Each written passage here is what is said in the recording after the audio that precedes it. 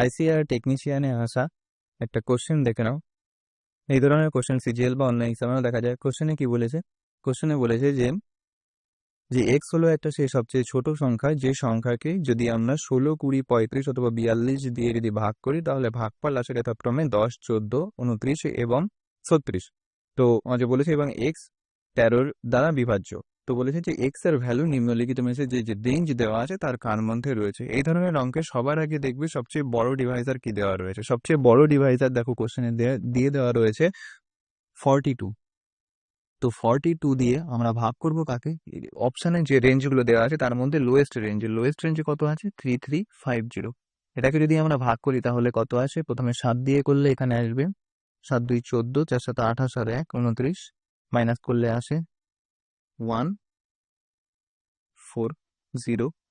এটা 9 দিয়ে যদি দেই তাহলে আসবে 8, 4 9 37, এখানে আসবে 32। মানে 32 একে 42 দিয়ে ডিভাইড করলে 32 রিমাইন্ডার আসছে। কিন্তু কোশ্চেনে বলেছে যে আমাদের কত রিমাইন্ডার আনতে হবে? আমাদের আনতে হবে 36 রিমাইন্ডার। তাহলে এর সাথে আমরা 4 অ্যাড করবো, এর সাথে 4 অ্যাড করলেই 36 চলে আসবে। তাহলে এর সাথে 4 অ্যাড করা মানে এই যে ভ্যালুটা আমরা নিয়েছি এর সাথে 4 অ্যাড করা। এর সাথে 4 অ্যাড করলে তখন কত আসবে? 3354 3354 আসবে। এবার দেখো, এবার যে ভ্যালুটা এবার যে অপশানে যে রেঞ্জগুলো দেওয়া রয়েছে তার মধ্যে হাইয়েস্ট আর লোয়েস্টের মধ্যে ডিফারেন্স নেব। হাইয়েস্ট দেওয়া আছে 3390 আর লোয়েস্ট দেওয়া ছিল 3350। এদের মধ্যে ডিফারেন্স কত আসছে? এদের মধ্যে ডিফারেন্স আসছে 40। দেখো 40 এই 42 এর থেকে ছোট। তার মানে এই যে এদের এই গ্যাপ, এই যে রেঞ্জ, এই রেঞ্জের মধ্যে একটাই নাম্বার আছে যে নাম্বারকে 42 দিয়ে ডিভাইড করা যাবে, করলে 36 রিমাইন্ডার আসবে।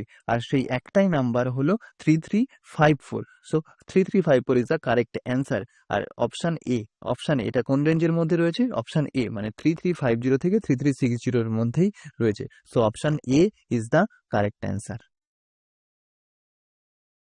এই ধরনের স্মার্ট অ্যাপ্রোচ যদি তোমরা আরো শিখতে চাও তাহলে চ্যানেলটাকে সাবস্ক্রাইব করো, আর ভালো লাগলে ভিডিওটা লাইক করো, শেয়ার করো। Thank you.